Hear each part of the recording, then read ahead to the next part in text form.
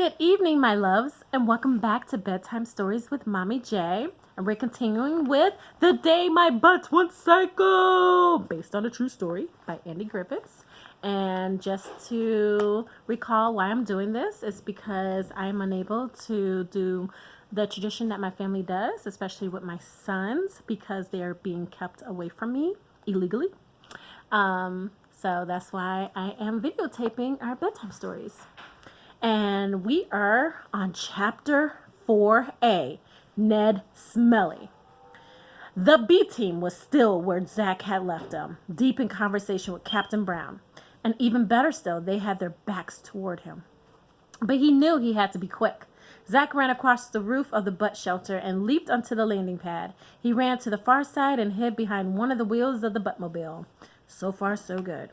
Now he just had to figure out where to hide. But there was no room inside the Buttmobile. It would have to be the cargo hold. He grabbed the handle of the heavy metal door and pulled as hard as he could. The door opened easily, and there would have been plenty of room except there were two large metal drums taking up most of the space. Zach grabbed one of the drums. He expected it to be too heavy to move, but he had to try. To his surprise, it shifted easily. It was completely empty. So was the other one. Zach lifted both the drums out and hid them behind a small shed at the back of the launching pad. There was not a moment to spare. Captain Brown, Eleanor, and the B team started walking across the landing pad. They were talking about how to dispose of the kissed butts. "Don't touch them for a few days," said the kisser. "Leave them until they've degassed themselves. They'll be less dangerous to move." Zach dived into the cargo hold and pulled the door shut behind him. It was cold, and there was a ridge of metal sticking into his back. But even though he was uncomfortable, Zach knew he was doing the right thing. He heard footsteps approaching the Buttmobile. "Zach's taking a long time," said Eleanor. "Probably still a bit upset that he couldn't come with us," said the smacker. "We might have to leave without saying goodbye." "Don't worry," said Captain Brown. "I'll see that he's taken care of." "Thanks," said the smacker. "Tell him we're sorry we had to go, but that there wasn't a moment to lose." "Will do," said the captain. "Good luck." "Good luck nothing," said the kicker. "I'll kick their butts so hard they'll wish they never had 'em." "But they are butts," said Eleanor. "How can a butt not have a butt? It would just be a hole."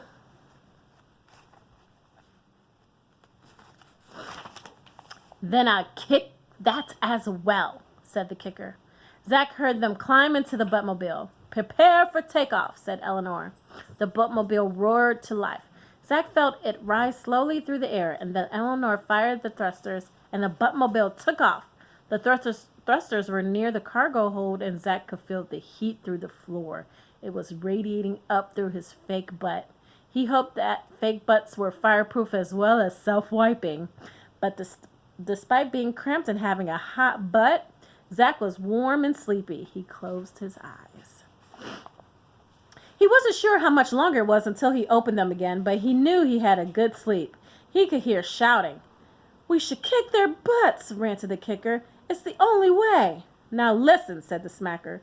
"This is no ordinary mission. We could be in for the fight of our lives.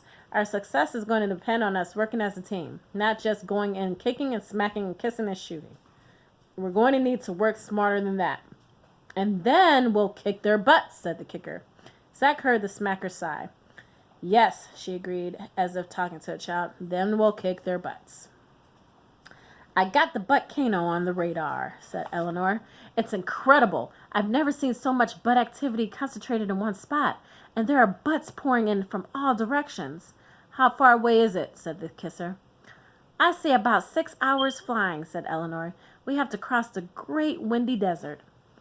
"That's the stink factor outside," said the smacker.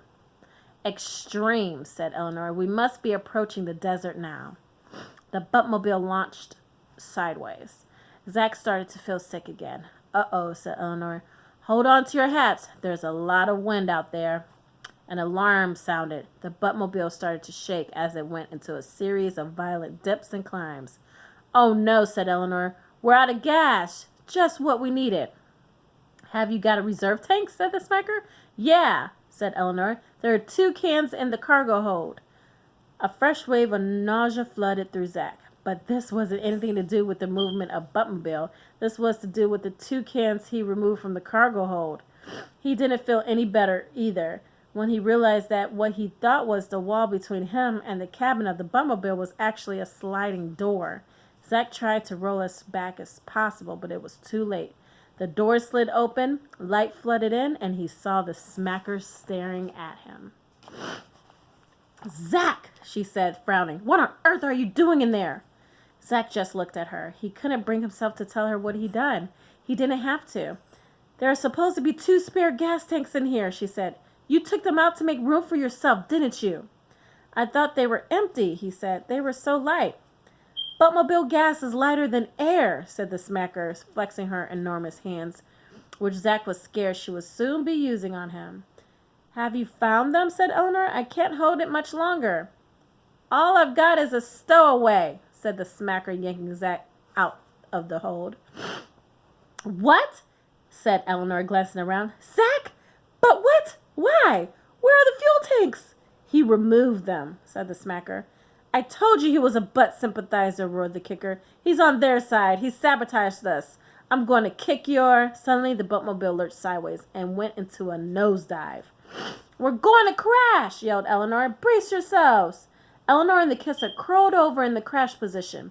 The kicker and the smacker both grabbed handholds and pushed their backs against the Buttmobile wall. Zach sat, put his arms over his head, and waited for the crash. He didn't have to wait long. And we're going to stop right there for tonight, my loves. Make sure you brush your teeth, say your prayers, and I wish you all the sweet dreams throughout the night. I love you so much, and I miss you so much. Hugs and kisses. Mwah.